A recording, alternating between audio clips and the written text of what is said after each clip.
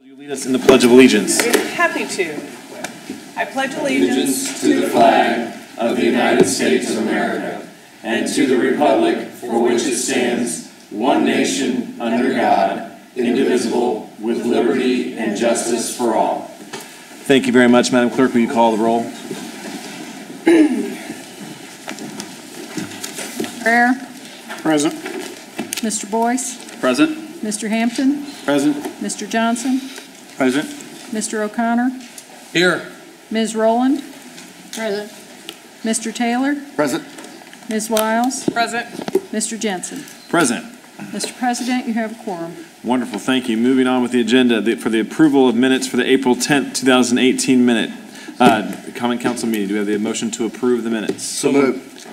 Is there a second? Second. It's been moved and seconded. All those in favor? 9-0. Moving on to the approval of tonight's agenda. So moved. Second. It's been moved and seconded. All those in favor, raise your right hand. 9-0. Thank you very much. Petitions or comments by citizens who are present. I don't have any sheets, but if you are interested in speaking, there are speaking forms just outside the door. If you'll turn them into the clerk, you can speak at your desired point in time.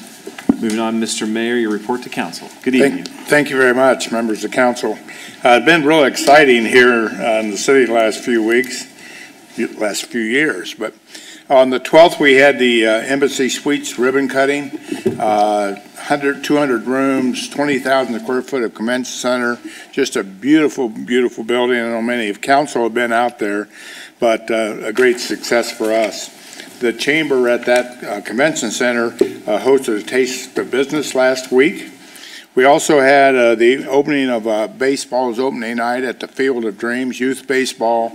Just as a reminder, I think there's about 1,300 young people that play baseball, just a great facility. We had a new school, Our Lady of Grace, new school relative to our box city. Just as a short reminder, it's a 3-day educational situation done by planning, where we took a piece of floor and here's your city and you build it. I was creative enough to name it the City of Grace. I got some compliments from them about that.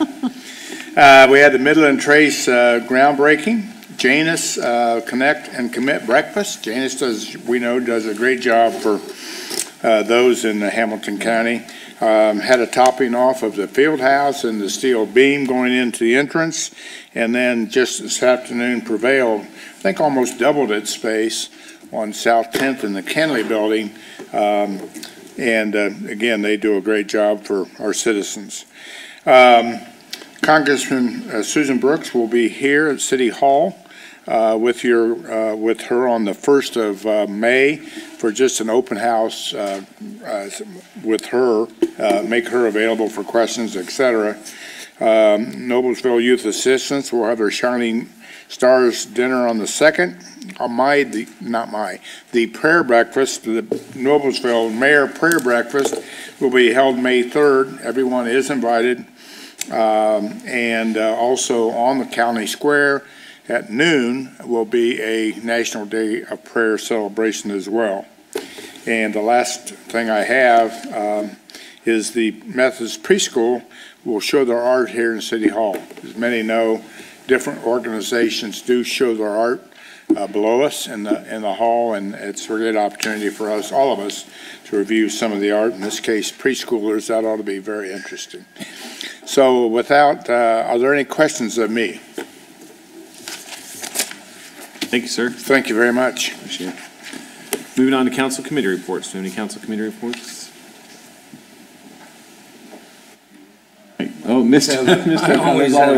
O'Connor. Yes. I always have a council committee report for the Finance Committee, which met April 19th.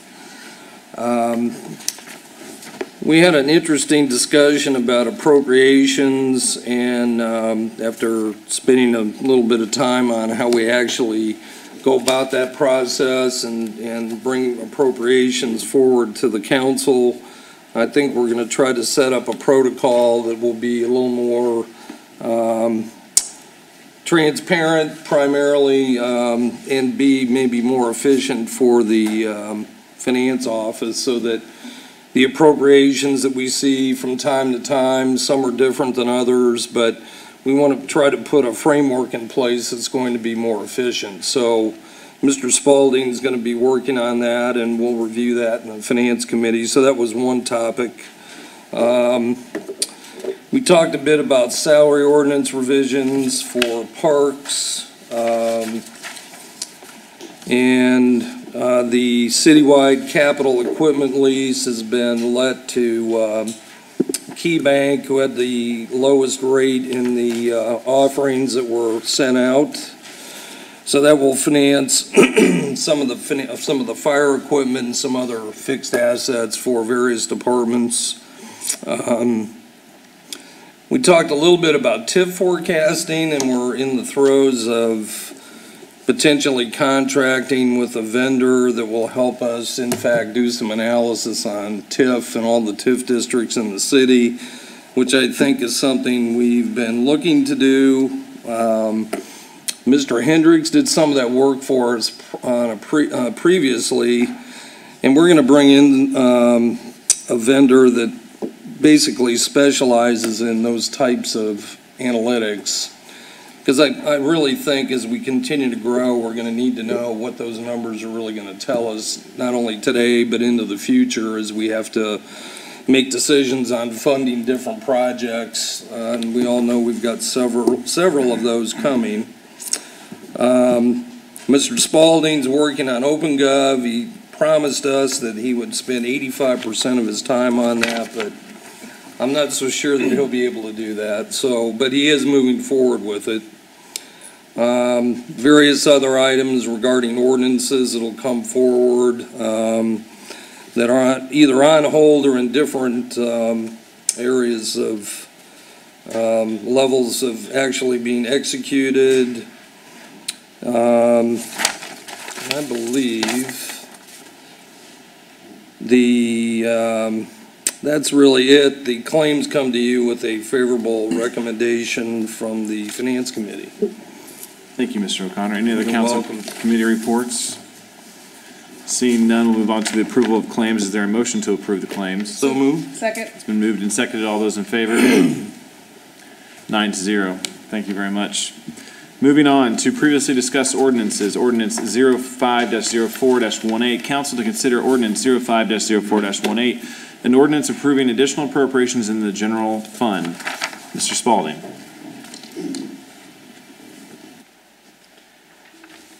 Mr. President, members of the council, Jeff Spalding, Controller, and the ordinance before you this evening is your second time seeing it. Fairly straightforward.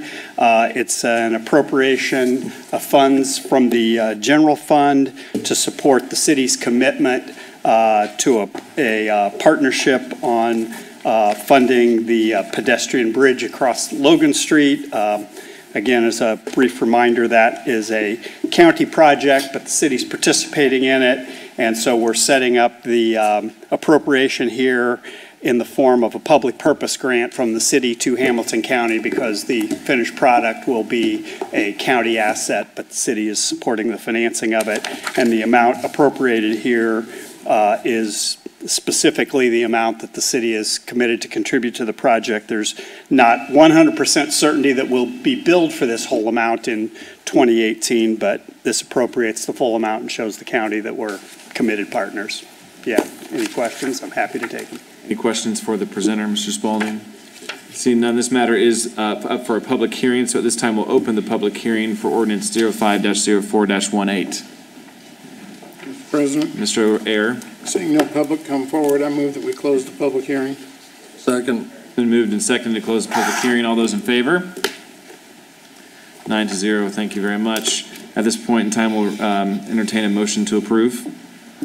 Mr. President, Mr. O'Connor. I'll move to approve ordinance 05-04-18. Council to consider ordinance 05-04-18, an ordinance approving additional appropriations in the general fund. I'll second that. Been moved and seconded. Clerk will call the roll. Air. Aye. Mr. Boyce. Aye. Mr. Hampton. Aye. Mr. Johnson.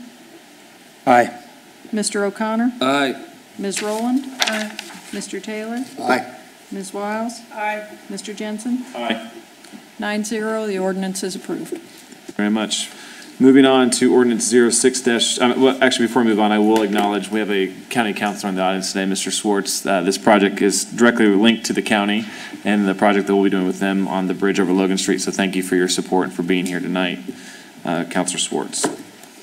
Moving on to ordinance 06-04-18, council to consider ordinance 06-04-18, an ordinance regarding text amendments to ordinance 19-03-15 for the Marion Plan Development. Ms. Ashelman, good evening. Good evening. Evening. I apparently lost a sheet of paper, so I guess I will just wing it then. The proposal before you is to amend a PD ordinance that you approved in 2015 for the Marion subdivision. At the time, Ryan Homes was planning to build in that subdivision. Since that time, they didn't construct a single house in the neighborhood, and MI is now building homes in that subdivision. They're requesting, the original PD required a minimum square footage house of 1,700 square feet with a 1,275 square foot basement. It didn't require the basement to be finished, it required the basement to be there. The petitioner is requesting the ability to allow for 21 homes of the 115 that are permitted in the subdivision to be constructed on a slab or a crawl space. The remaining, there are 22 homes adjacent to Sagamore, and I apologize because that's actually the graphic I don't have. All of them shown with the X that must have the following: a basement totaling at least 1,000 square feet. A single-story house must be at least 2,000 square feet, so that's an increase of 300 square feet from the original PD. And if they go to a story and a half, 1,900 square feet. And if they go to a story and a half house, these are empty nester, so they have a bonus room option. The house would need to be at least 2,000 square feet with at least 1,700 square feet on the first floor. So all the lots shown with the X are not eligible to be slab-on-grade houses or crawl. The rest of them could go to a crawl space, and that is the extent of the request that they're making. Any questions for Ms. Ashelman? Seeing none, did the developer have further comments? Mr. Gradison, name and address, please. Thank you. Good evening, members of the council. My name is Mark Gradison, Gradison Land Development. Address is 6330 East 75th Street, Suite 156, Indianapolis, Indiana. Thank you for your time this evening. With me as well as Jonathan Isaacs from MI Homes. So if we have any specific questions regarding the homes, we can answer those for you as well. As we were here before you during the second reading, I got into a lot of the details, so I won't go back into many of those this evening, but do want to hit some highlights as we kind of go through this. One of the things I wanted to address, it seemed like last time I was here, it felt like maybe that council's desires maybe weren't to want to change a PUD ordinance once it had come through. And I just want to make sure, because of possibly downgrading the neighborhood, and I want to make sure that everybody understands that we're not downgrading the neighborhood. We are trading one aspect for another aspect, and I'll hit some of those highlights here real quick. We've worked hard over the last 4 months with neighbors and staff to come up with a agreeable plan, especially with the neighbors that were most concerned. And we have, I believe their sign off has been forwarded to Ms. Ashelman and is in the file from that perspective. Our whole idea for the tweaks in this PUD is to make it more desirable for the end client. So with that said, what we've done, as Ms. Ashelman stated, we've added some slab and crawl space potential home sites in lieu of basement. But then we've also given back, for example, as she mentioned here with the lots up against Sagamore, we've increased that square footage by 200 as a minimum, increase in square footage, which is over 10% of increase in square footage in the homes for those lots there. Any home that would potentially be constructed out on a slab or on a crawl space in lieu of the basement, those homes are increased by 300 square feet, 18% or so. So we've taken one item away and given quite a bit of square footage in order to trade that value to try and keep an even proposition there. From the exterior, there is no difference. Most people driving down the street can't tell the difference between a slab or a basement construction. We aren't trying to modify any of the exterior of the homes. And also, congruently with that, our values will stay relatively close to the same. We don't see a big decrease in value based upon that additional square footage that we've added to the homes. So to date, we've been averaging in the little over $400,000 range on the homes that have been contracted to build. And yeah, would we see some homes possibly certainly go less than that? Yes. But when we were here back in 2015 with you, we kind of thought that the average would be $350,000, and we're well in excess of that today. And we know we'll be well in excess of that even with this modification that we've done. As I mentioned before, we worked with the neighbors. We've gotten through all the remonstration issues. I don't believe there's anybody here with any concerns that I'm aware of. We are the only neighborhood that I'm aware of in Noblesville that is required to have a basement underneath every home. And so we're just asking to be able to build a home with a little bit of flexibility here for that end client.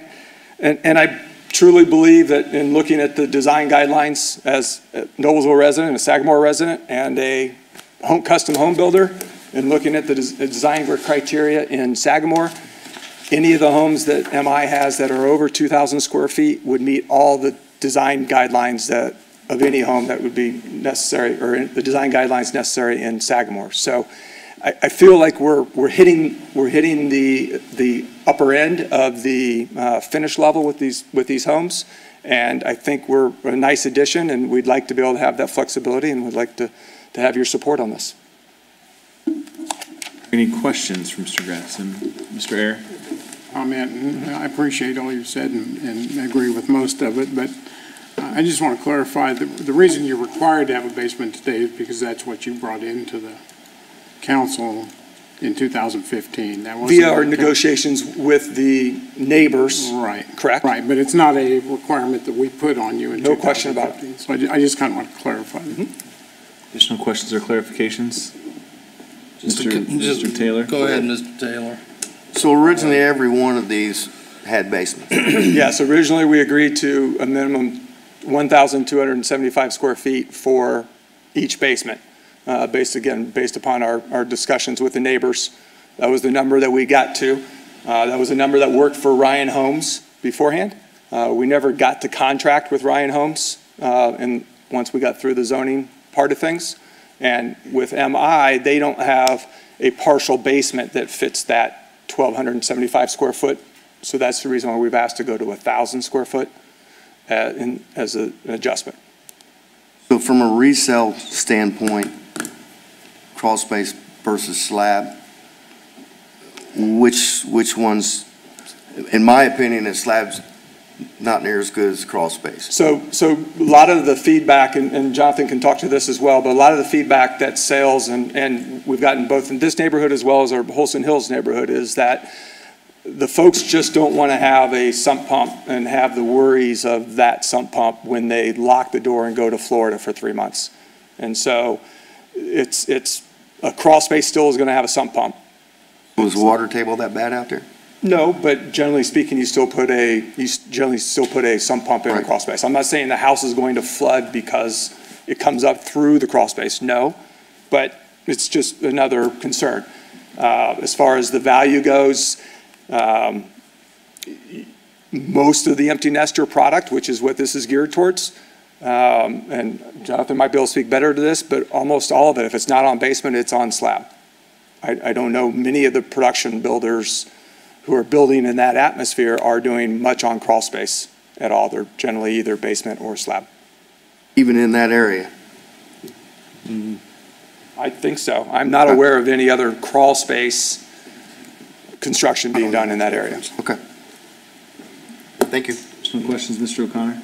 Yeah, I was just going to make a comment. I think this came with a favorable recommendation from the Plan Commission, and I've spoken with a number of the neighbors in Sagamore, and they would concur with Mr. Grattison's statement that they're amenable to the, I guess I'll call it compromise that was reached with respect to what he's presenting here. So I just wanted to make the council aware of that, and it would appear that, you know, they're comfortable with what we're seeing, and given the favorable recommendation from the Plan Commission and the residents' concurrence with what's being shown to us, I would support this. I think it's, you know, I think the message we want to try to send is we really don't want to see a lot of changes coming back on developments going forward. You'd like to think that what you're seeing is what you're going to get.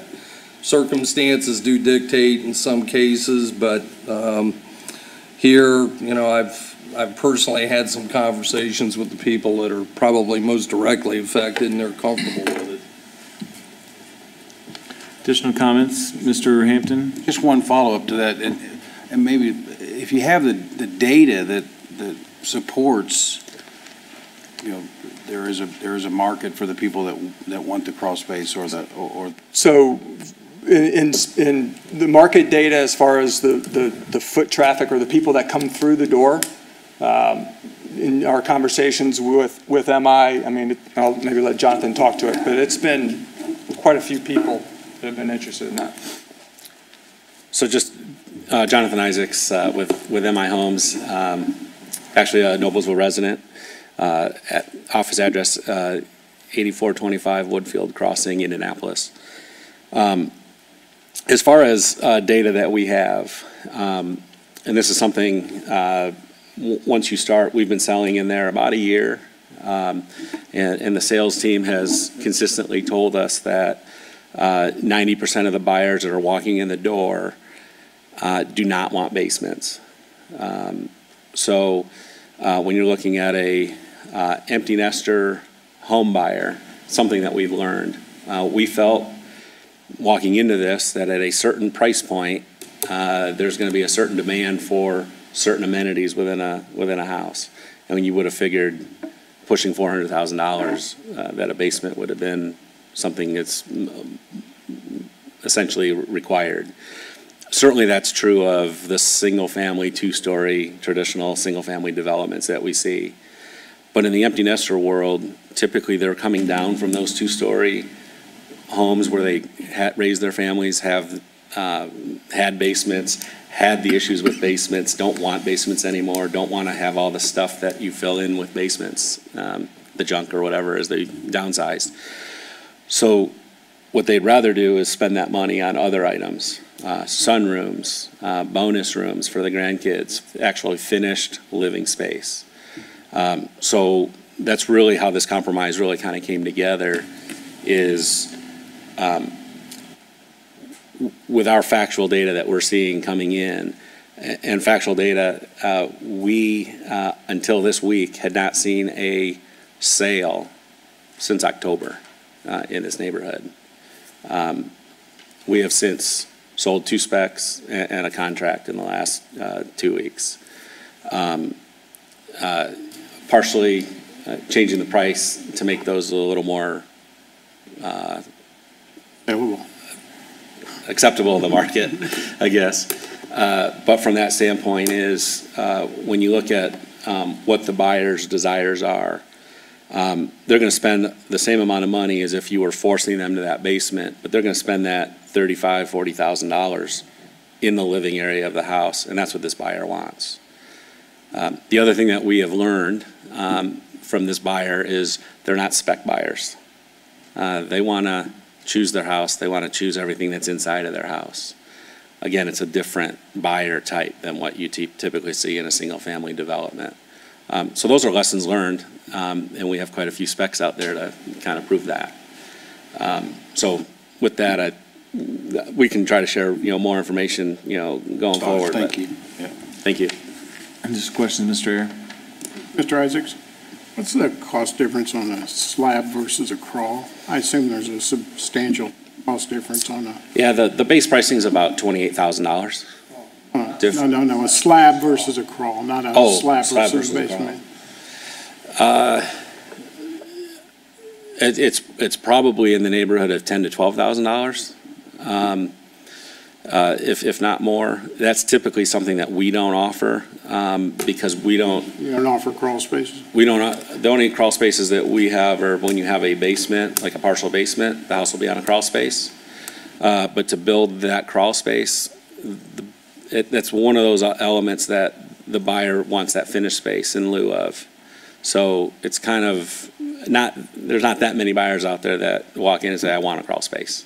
Empty nester older people like me that would look at a slab and say, well, I don't want my pipes running through concrete if I have a problem versus running through a crawl.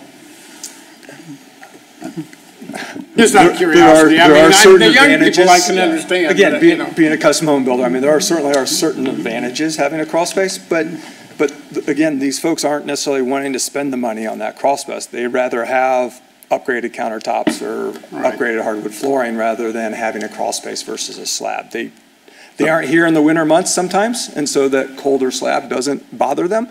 It's actually as long as they shut the water off before it gets to it. Right, yes, but it's actually a benefit because in the summertime it's cooler. So, and so I guess back to the number you threw out a minute ago, the slab versus the basement's about $28,000 difference. Yes. So that's $28,000. They could either you can sell the house for less, or they can spend it somewhere else. Right. I mean, really, what ends up happening is the starting price comes in a little lower, but their ability to spend that money where they want to. Our experience is that they're spending the money on sunrooms, they're spending their money on bonus rooms, they're spending money on upgraded hardwood floors, granite countertops. Those are probably the top 4 or 5 items that we see them choosing.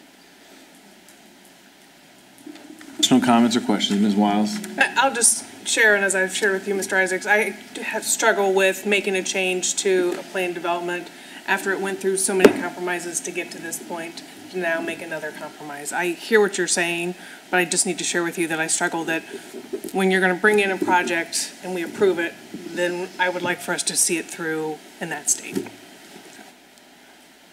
and I would agree with that. I mean, that's certainly everybody's dream, right, is that we hit it right at the front side. It's just the market has given us a different signal than what we had in the original intent. So that's the reason for making sure that we're trading, not downgrading.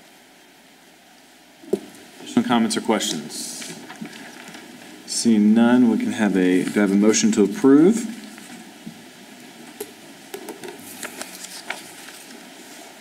Mr. President, Mr. O'Connor.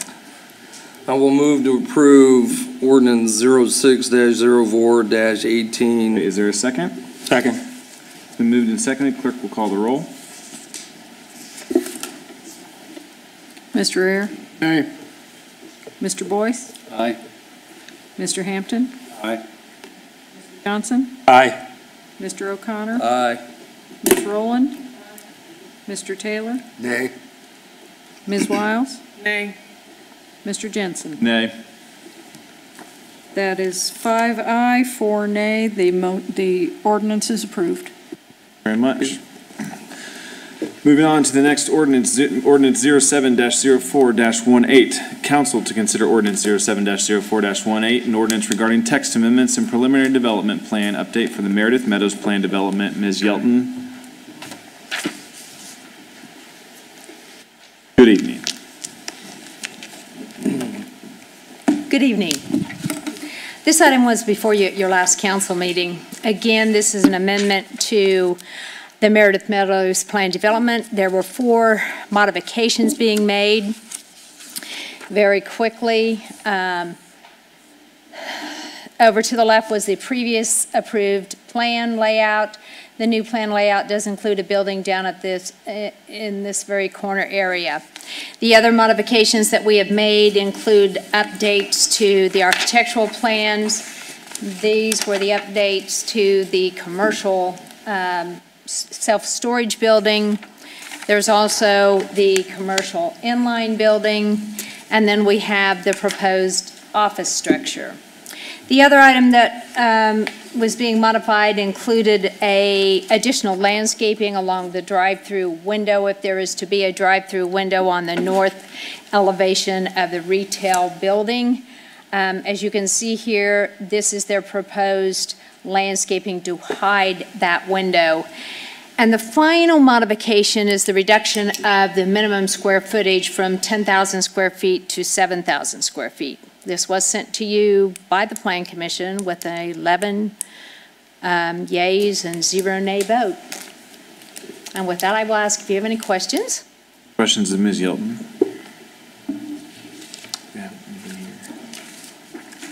Sam is here in the audience, and Rory, if you have any questions for them. All right. You got any questions of Sam or Ms. Yelton? Seeing none, is there a motion to approve? So moved. You have to read it. Oh, I make a motion that we approve, ordinance number 07-04-18. Is there a second? Second. It's been moved and seconded. Clerk will call the roll. Mr. Ayer. Aye. Mr. Boyce. Aye. Mr. Hampton. Aye. Mr. Johnson. Aye. Mr. O'Connor. Aye. Ms. Rowland. Mr. Taylor. Aye. Ms. Wiles. Aye. Mr. Jensen. Aye. 9-0, the ordinance is approved. Very much. Thank Ms. Yelton. Appreciate it. Moving on to new ordinance for discussion, ordinance 09-04-18. Council to consider ordinance 09-04-18, an ordinance concerning the vacation of streets, right-of-way, and infrastructure for SMC Boulevard and Douglas Floyd Parkway east of Edgar Way, and establishing a public hearing. Move to introduce. Second. It's been moved and seconded. Mr. Beery.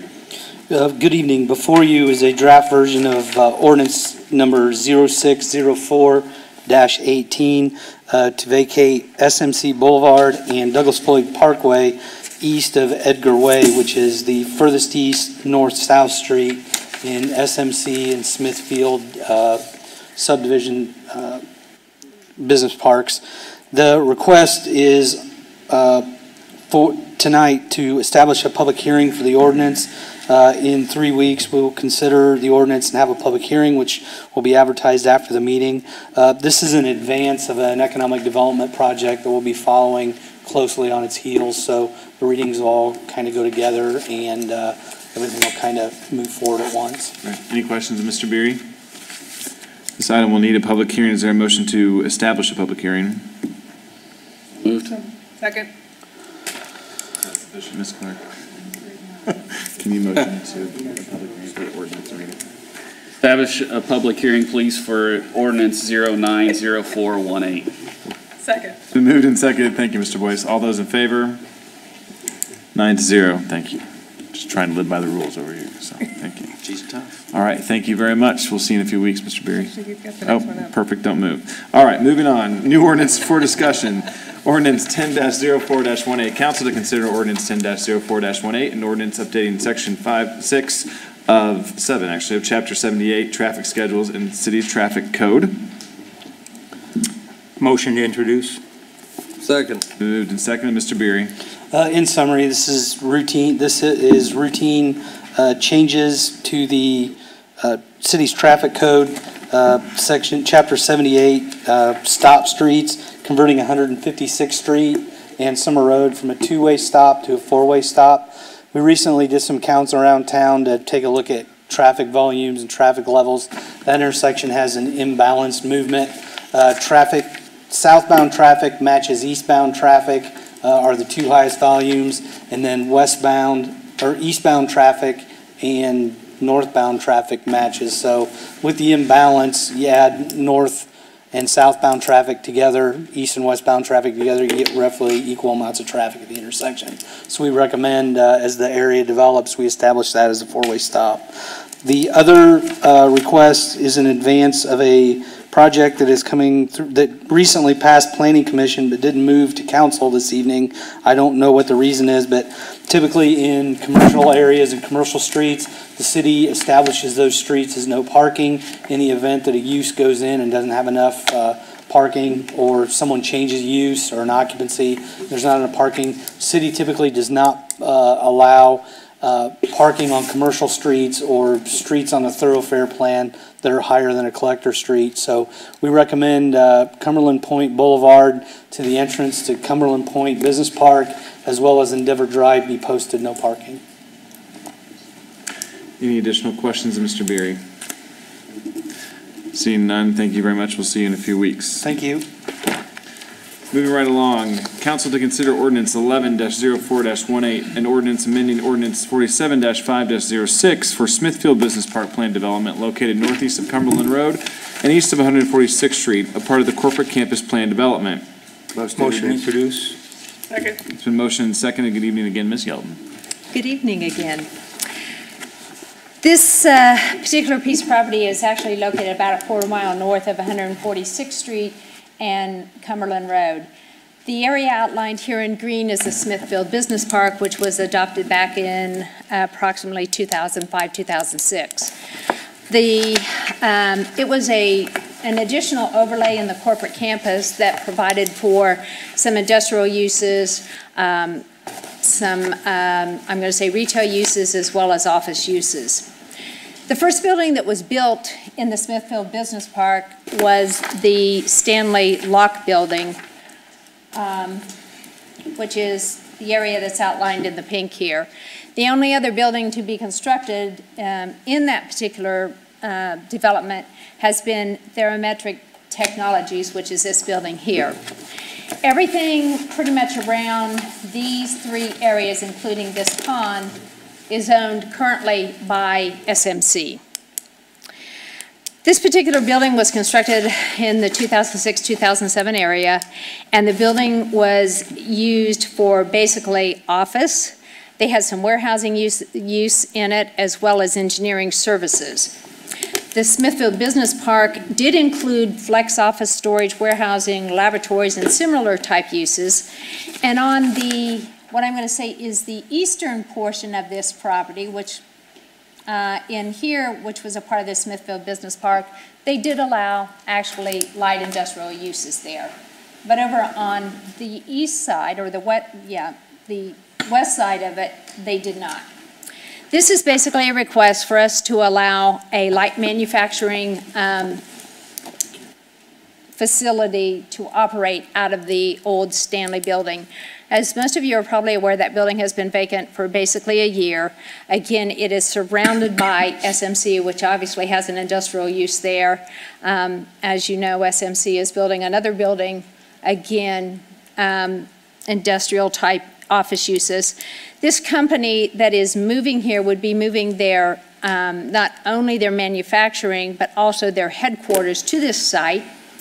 They are a company that provide custom engineered power metallurgy product solutions to a variety of companies. And I know that many of the parts that they make are very, very tiny. So in other words, they don't have a lot of, I'm going to say, semis sitting around. Most of their stuff is delivered by FedEx or shipped out by FedEx. Again, there will be, as far as exterior modifications to the building, there are no modifications proposed to the outside of the building. There will be 2 additional, what I'm going to say, 2 storage tanks that will be outside the building. They will have to be basically screened as per our Unified Development Ordinance. Other than that, they will make, you know, whatever modifications they have to the interior of the building. But it's just an exciting, and it's an exciting business to bring here to the city of Noblesville.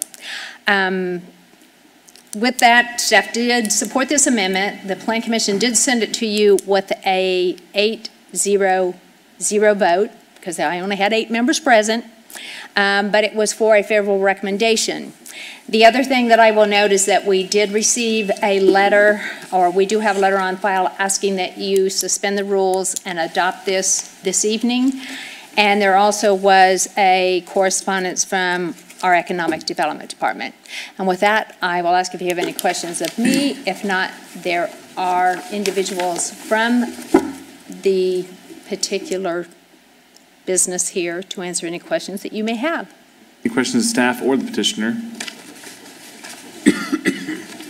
President, Mr. O'Connor? I'd make a motion that we pass ordinance 11-04-18 on first reading. I'll second that. Hand vote. Was that Gotta motion? suspend the You rules. need to make a motion. Sorry, first- I didn't suspend the rules fully first. articulate that No, motion. try again. Let me try again. I would like to make a motion to suspend the rules and pass ordinance 11-04-18 on first reading. Second. It's been moved and seconded to pass on first reading. All those in favor of the motion to suspend the rules, please raise your right hand. 9-0, clerk will call the roll. Yeah, sorry. Mr. Air? Aye. Mr. Boyce? Aye. Mr. Hampton? Aye. Mr. Johnson? Aye. Mr. O'Connor? Aye. Ms. Rowland? Ms. Taylor? Aye. Ms. Wiles? Aye. Mr. Jensen? Aye. 9-0, the ordinance is adopted. Thank you. you. Thank you for, Headquarters coming to the city of Noblesville, and welcome metal auto products. yes, thank you for investing in Noblesville. Thank you. Appreciate it. Thanks for Thank coming you. and being here. All right, moving right along. Council to consider ordinance 12-04-18, an ordinance amending ordinance 38-10-17, a salary ordinance for appointed officials and employees of the city of Noblesville for 2018. Motion to introduce. It's been moved and seconded. Mr. Cook. Good evening, Mr. President, members of council. We have a request tonight for an amendment to the salary ordinance to provide a aligning of some job descriptions for two positions in the Parks Department. I believe you have a memo in your packet from Brandon Bennett, the Director of Parks and Recreation, that describes why the change, explaining the numbers, that this would be a budget-neutral change. One of the positions, the pay would be coming down. The second position, the pay would be coming up. And then they would be adding a potential part-time secretary, which was already budgeted for in the part-time line. So I do have the HR Director, Holly Ramone, and Recreation Director, Nicole Haberlin, here if we'd like to answer any questions. I would request, if possible, given that the new person that they'd like to hire, a lot is happening at the parks, so they need to get going on recruiting and hiring that person. So we would also request that you would suspend the rules tonight and approve on first reading. Any questions of Mr. Cook or the Parks Department? President, Mr. just a O'Connor. comment. Mr. Bennett brought this to the Finance Committee, and after discussing it, it comes to you with a favorable recommendation from the Finance Committee. Additional questions? We have a motion to suspend the rules. Mr. President, Ms. Wiles. I make a motion that we suspend the rules and pass ordinance 12-4-18 on first reading. Second. It's been moved and seconded to waive the rules and pass the ordinance on first reading. All those in favor of suspending the rules, please raise your right hand. 9-0. Thank you very much. Clerk will call the roll. Mr. Air? Aye. Mr. Boyce? Aye. Mr. Hampton? Aye. Mr. Johnson? Aye. Mr. O'Connor? Aye. Ms. Rowland? Aye. Mr. Taylor? Aye. Aye. Aye. Thank you very much. Thank you. Thanks, Mr. Cook. Council to consider ordinance 13-04-18, an ordinance amending ordinances 12-3-6 and 65-7-89 concerning the Noblesville parking ordinance. Motion to introduce. Second. It's been motioned and seconded. Good evening, Mr. Chief Jowett. Good evening. I brought with me Jonathan Mays, who's an attorney with Bose, McKinney & Evans. He's doing the portion of city legal work that Darren Murphy did prior to his departure from Mr. Howard's firm. So he actually is the subject matter expert and author of this ordinance. So I'm going to let him explain it, but there was one thing that's in the first part of the ordinance that I wanted to explain a little bit. This is an ordinance amending certain aspects of the penalty phase of the parking system in Noblesville. One of the things you notice is the fine goes from $10 to $20 for a base level ticket. That number is not arbitrary. The $10 fee was established in 1989 when this ordinance was originally passed and has not changed since then. I checked the Consumer Price Index and inflation adjusted $10. It's now $20.13. So this is essentially just an inflation adjustment for the parking fee. And Mr. Mays can explain the balance of the ordinance. Mr. President, members of the council, good to be with you this evening.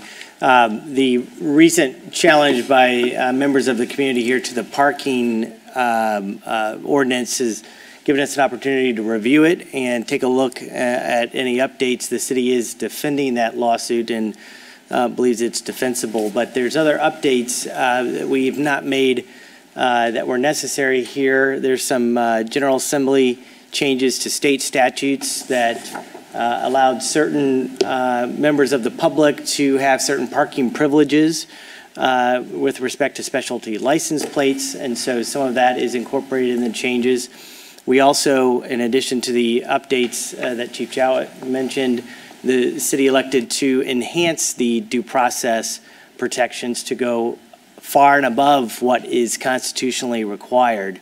If you think of it in terms of a spectrum with criminal prosecutions at one end, at the high end, and the protections of a jury trial, and at the other end of the spectrum being an informal conversation, the protections afforded folks under a parking fine structure are actually at the low end. And by going and allowing these appeals into city court, again, give protections that are far and above what the Constitution requires, and so the city elected to afford the maximum protection and make that enhancement along with other updates that are necessary. Any questions? Thank you. Any questions for the chief or legal counsel? Seeing none, thank you very much, and we'll see you back in 2 weeks. Appreciate your time.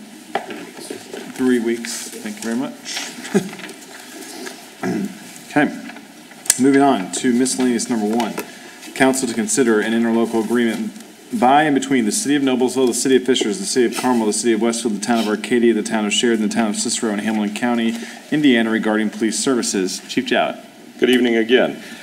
This is an interlocal agreement that essentially is a mutual aid agreement for police services between all of the entities that have police organizations within Hamilton County.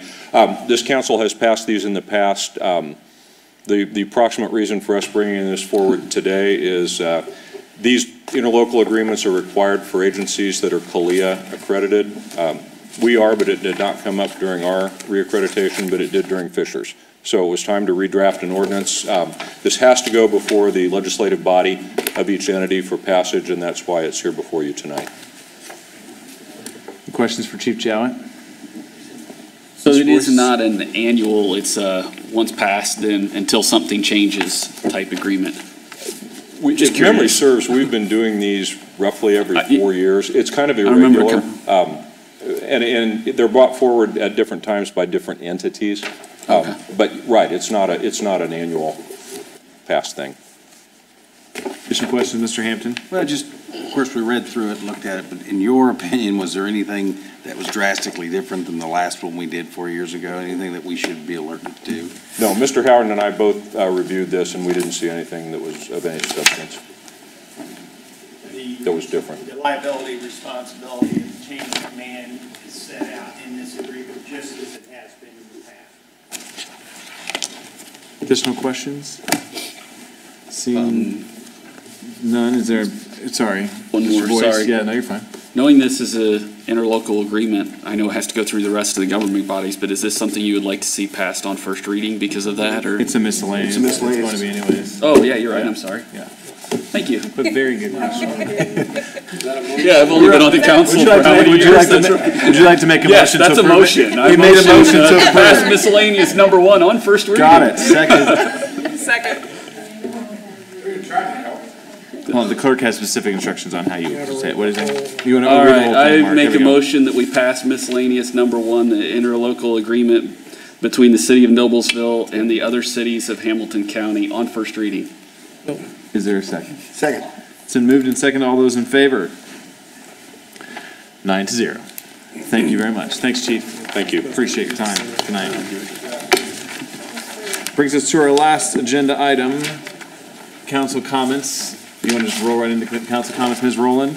Well, I'm very concerned on ordinance 1104-18. It seems that I have been removed from the council and my name does not have a signature line. So do you know something that I don't? Here, I can fix that. Save that to the very end. I'll fix that for you. Mr. Howard, you call that a scrivener's error, don't you? It wasn't. No, that one was a different one. No, this is the park one. It's Smithfield. This is the park one. Smithfield. And Miss Rowland is actually on the park board also. No, this is Smithfield. I used to be, but I got taken off of that too. Gotcha. How do we fix this problem? That came from planning. Planning? You're right, I was Give it here It's and I'll put a Joyce line on there and she can. We will make the adjustments. So, Mrs. Rowland, your name is there, there's just no line, right? Just put a line Your there. name is there. No, my name's. Oh, your name's gone. Right. Now that there's 8 of us, are there any other You're a free comments? agent. That was your fault. Is there any other council comments? Yeah, that's what I thought. Mr. Johnson? Mr. President, we'd like to remind everyone that early voting has started in the primary. Of course, the primary being May 8th. Early voting has already started, so be sure, everyone, if you don't vote early, vote not often.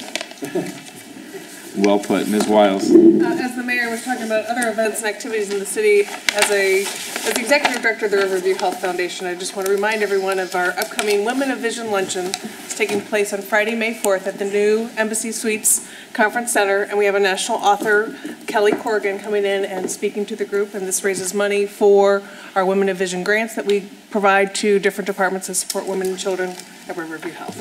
So that's okay. Additional, Mr. Hampton? Just one, thanks, Mr. Jensen. I had the pleasure of going to the Janus Development Breakfast, and you mentioned that, I know, Mr. Mayor, but one thing I wanted to point out is that they are now operating the Noblesville Batting Center and golf, and I would just basically recommend to everybody go support the Janus Development Group by just going there and play putt-putt or hit some baseballs or something. They're really, I've heard it's just often, they haven't had the best weather. They just took it over and opened it, I think, last weekend. So go support them. I think it's a great opportunity. Just have to be careful of your obliques. Don't swing too hard. Additional comments? You were running this so smoothly. Well, We've got audience at one time. Yeah. I would like to thank, and Mr. Du Bois here, the Noblesville Chamber, for honoring Miss Richardson tomorrow at the Chamber Luncheon for her years in service as state rep, and so thank you for taking that task on. Additional comments? Seeing none, is there a motion to adjourn? So moved. Second?